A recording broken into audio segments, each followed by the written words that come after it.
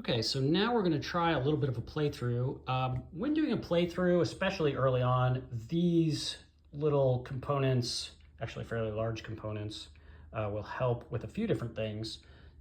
This one's really nice for just kind of the flow of a turn and some of the things that you can do on your turn and how the turn begins or how an era begins and how an era ends. And then this part in here, the action phase, is more what a round looks like. So we'll talk about some of that structure here in a second. And then this piece down here actually details each one of the actions. You can see I've got the lead action, the protect action, the invest action.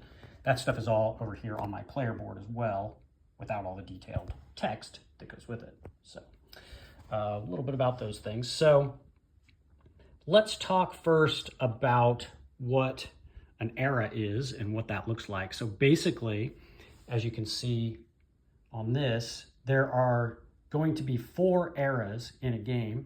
And at the beginning of the era, you're going to do all of these things. And then you're going to take a number of rounds. You're going to keep taking rounds until all the players have passed. And then you're going to do the end of the era phase, which is this one right here.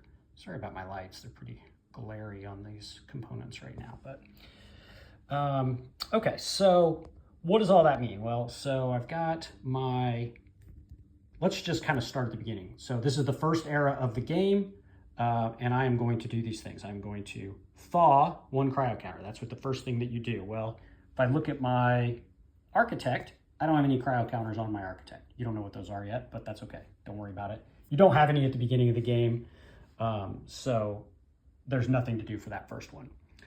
After you do that, you draw 5 cards, then discard down to 5. We already drew those kind of during the setup, but you're actually supposed to do it right here, kind of at the beginning of the era. You draw 5 cards and discard down to 5. Now, at the beginning of the game, of course, you're not going to have more than 5, but if at the end of the era, you do have any cards that you did not play, then you can keep those, and you can so you might have 6 cards in your hand, then you got to discard down to 5.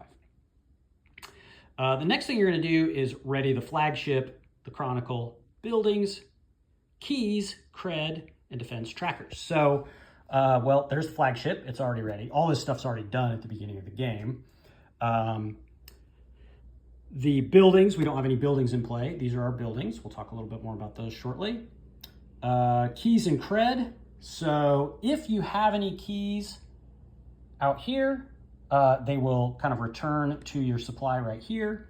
They're just going to look like a cube that's out there, but we don't have any of that stuff. Oh, and then cred and defense trackers, that's these. These go back down to 0. Just basically, I just pull them off of the track where you're going to track how much cred and defense you have. So we've essentially done most of this stuff, except for this very last step. It says reveal events and presence. So currently, the presence is already revealed.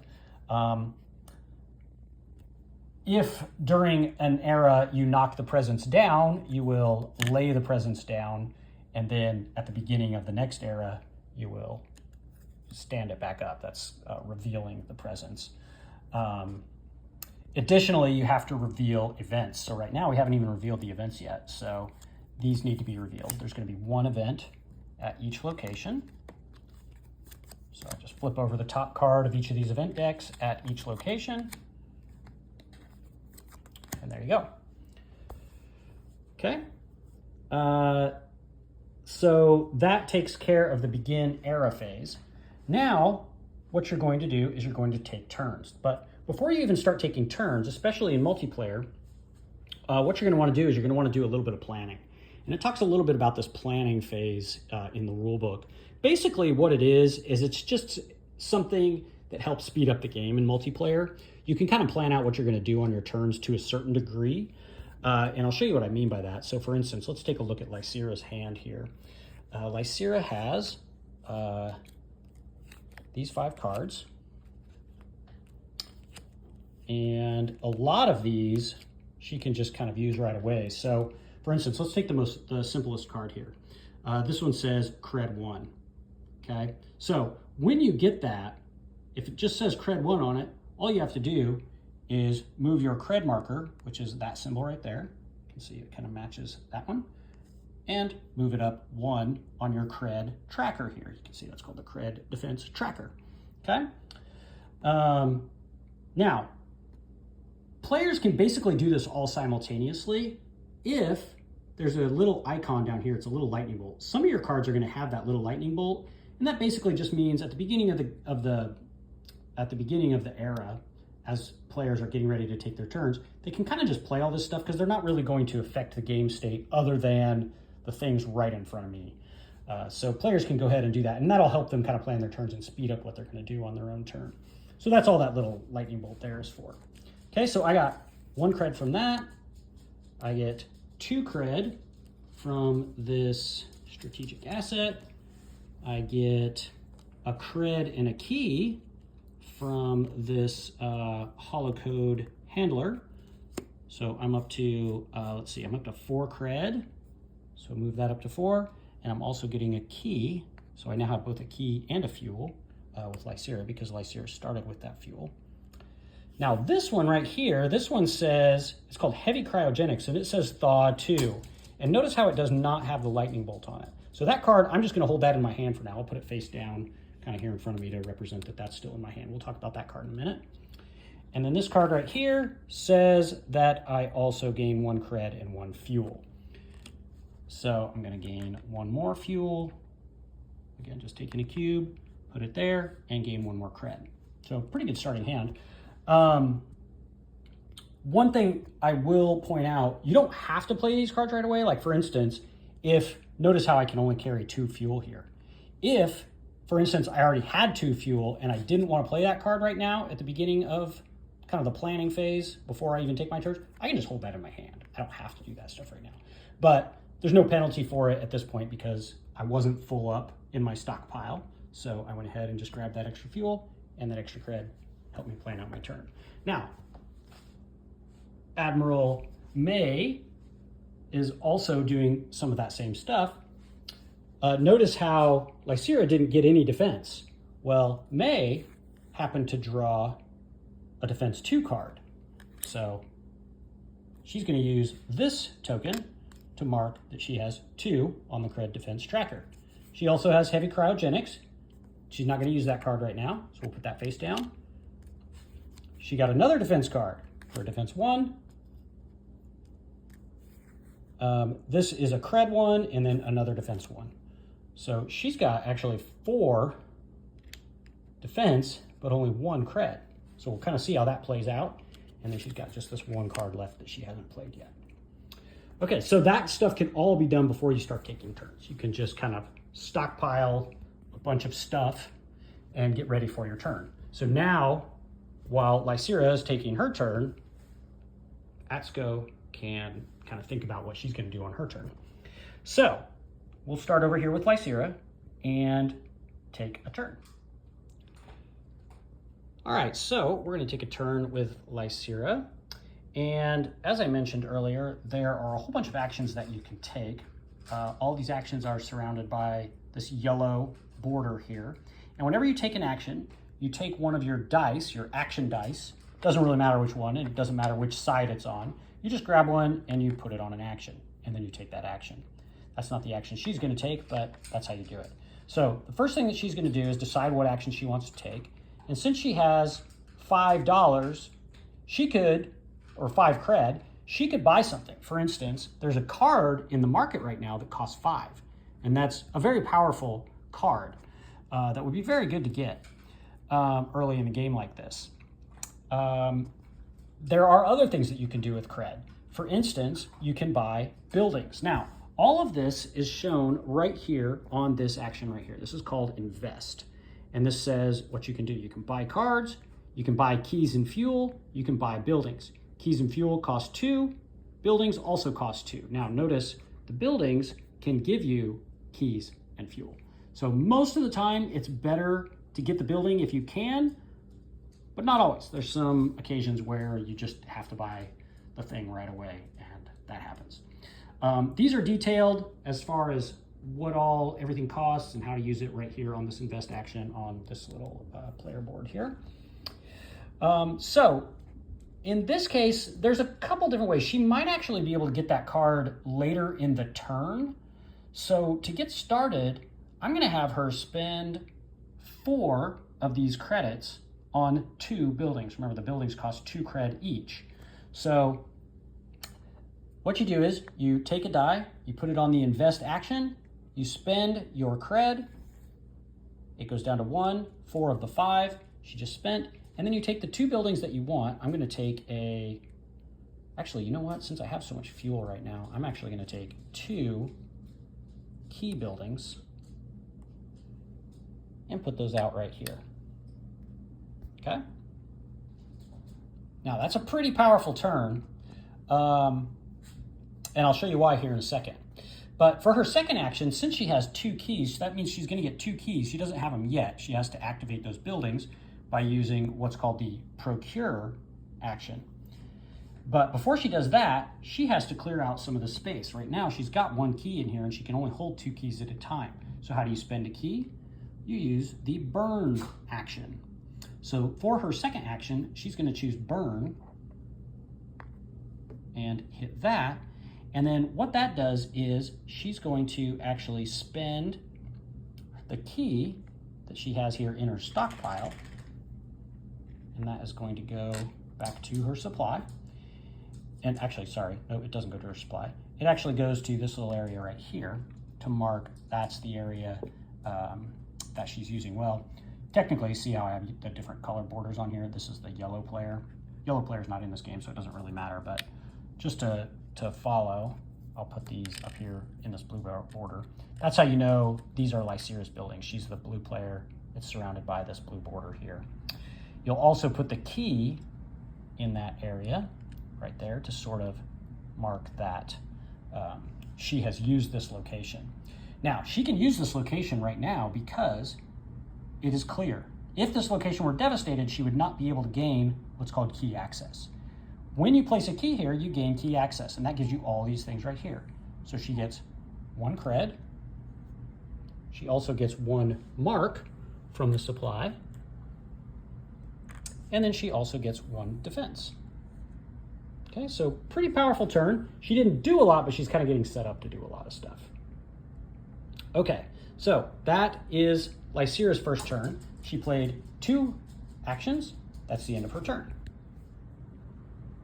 Okay, next up is the Admiral, and the Admiral is going to have a very different type of turn. The Admiral is going to go ahead and start working on events because the Admiral has so much defense. So the first thing that she is going to do is take a look at the event that is here. Events cost, this is the cost up in the corner. You can see it has a bunch of people on it and a little defense icon. Basically, the defense needed to overcome these events is equal to the number of players in the game. So she needs 2 defense to overcome that event. She has to be at that location and be able to overcome that event.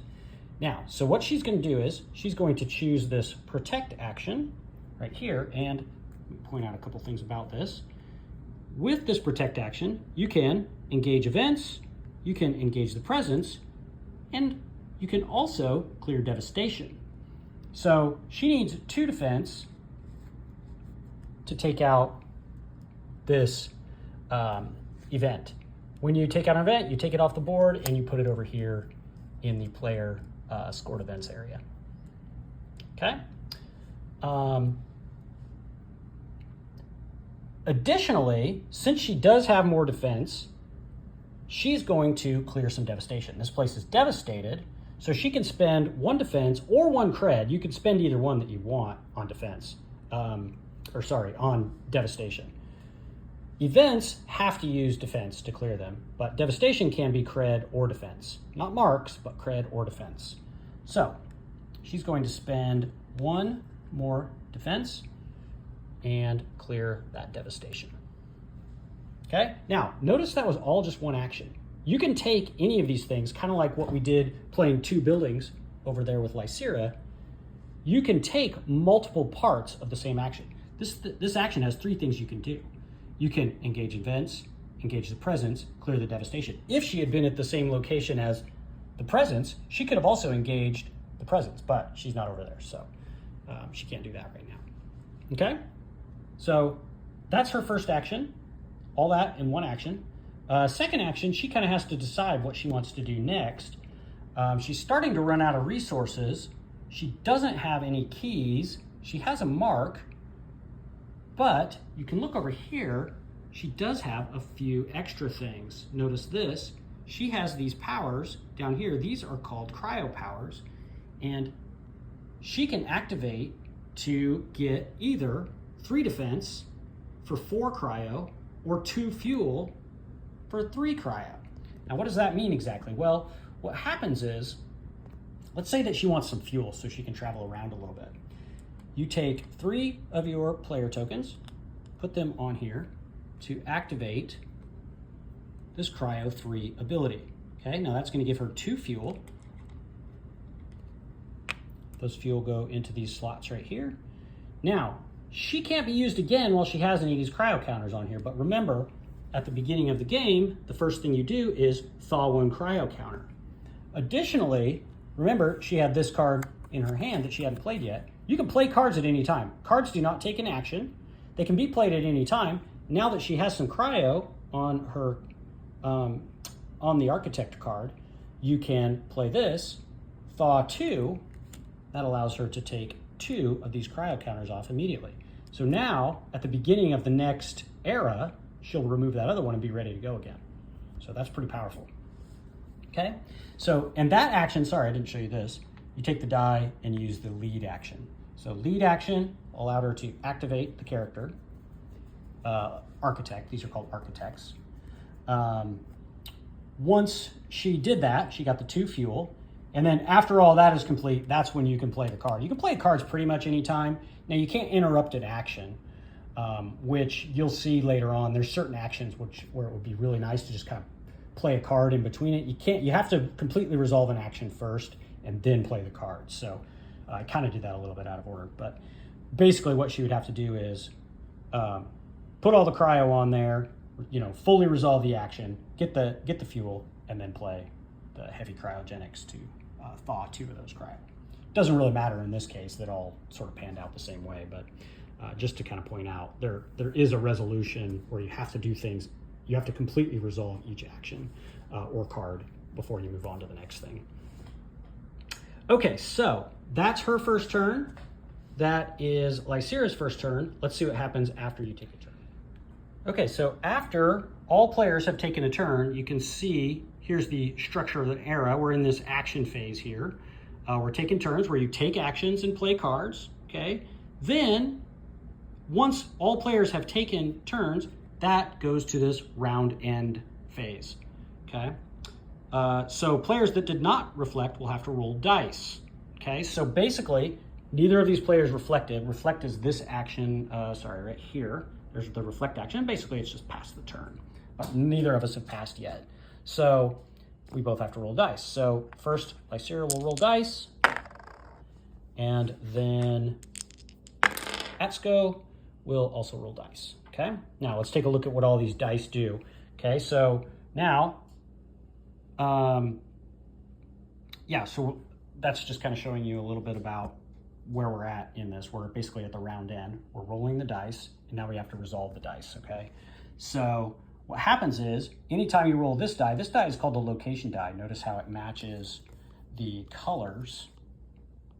This is the moon here, this is Luna, and I rolled that color, or that icon there. So that means I have to devastate that location. So I just take that token, and I flip that back over to the devastated side, okay? Then, on my other die, this one generally devastates what's called the market, but in this case, since there's only 4 market symbols that you can roll, and there's only 2 in episode 1, this icon is on here on the other 2 sides, and this is the opponent icon. So the opponent is actually going to move. So how do we know where it moves? Well, it moves based on this flight path, remember? It's at location 1, now it's gonna go to location 2, which is over there on Mars, where Atsuko is. So you just take the opponent ship and you move it over to this location. If Atsuko had been the flagship, then things would have been a little bit better, but Lysira is the current flagship player, So what happens is anytime an opponent moves to a location, that location immediately devastates. So she just cleared this location, it's getting devastated again. Additionally, the opponent will activate an event at that location if there is an event there. However, since Atsuko went ahead and got rid of the event, we don't have to activate an event there. So that was actually a pretty good move on Atsuko's part. Now, when you activate an event, you can actually see what they do. They all do a little bit different things, but it tells you right down here what it's going to do when it gets activated. So events will activate when an opponent goes there. They will also activate at the end of the round, or sorry, at the end of the era if they are still in play. All right, so we rolled the dice. That was the die for Lysira. Let's see what happens with Atsuko's roll. This one is the market die I was telling you about, and it will devastate the opponent's, the fleet deck right here. However, that is already devastated. So what happens whenever something is already devastated, you take one of these devastation cards and you put it into the resolution stack right here. Okay? And that is going to do bad stuff if it's still in there at the end of the era. Okay, right now it doesn't do anything, but it will do some bad stuff eventually. Okay? The other one that she rolled is a location icon that is not in the game. This is the blue location, and you can see none of these are the blue locations. So if you ever roll a die for something that's not in the game, nothing happens. So kind of lucked out on that roll. Okay, so now we've resolved all the dice, and you can see what happens is after rolling dice, any player who has not chosen Reflect will play another round. So neither of us have chosen Reflect, so what we're going to do is we're going to play another round.